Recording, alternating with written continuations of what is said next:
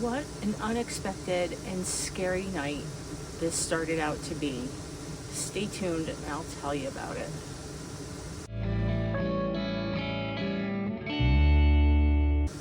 Hi, I'm Michelle. Welcome to Miles to Myself. If you've been here before, thanks for coming back. If you're new here, thanks for joining me on this story of the scariest night of my van life so far. Here's what happened. First of all, I traveled about 7 hours to get to this campsite. I am in Bridger Teton National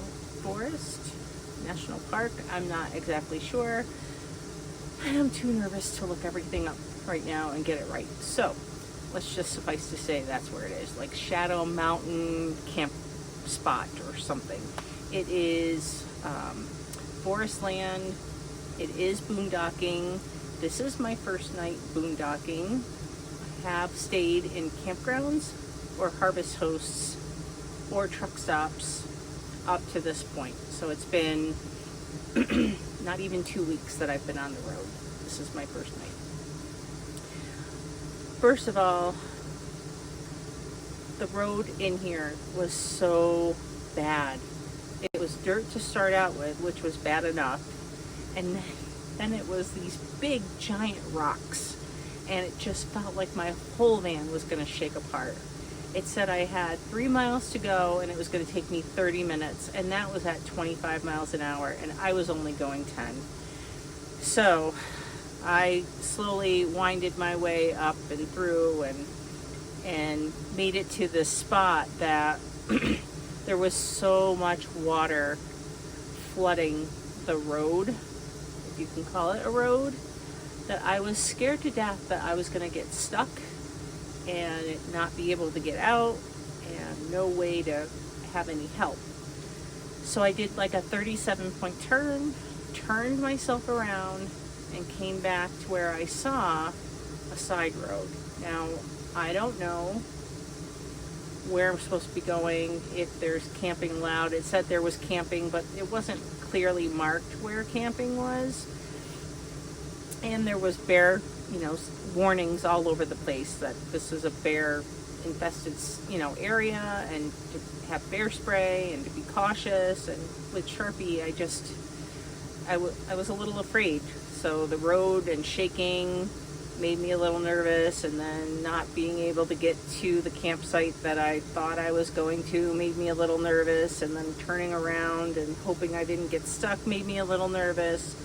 And then I come back to this side road. I get here, and there's already a tent here. The chairs and the table are blown over and strewn about. I don't know where the people are. There's no people here. There's no car here. I don't want to let Sharpie out because I'm afraid of bears or any wildlife that he's just going to get into a tussle with. So I let him out quick, put him back in. I grabbed that bottle of red that I got from Sharpie Vineyard and Winery, and that calmed me down a little bit. And as I'm sitting here trying to figure out what I'm going to do, a white pickup truck pulls up to this site.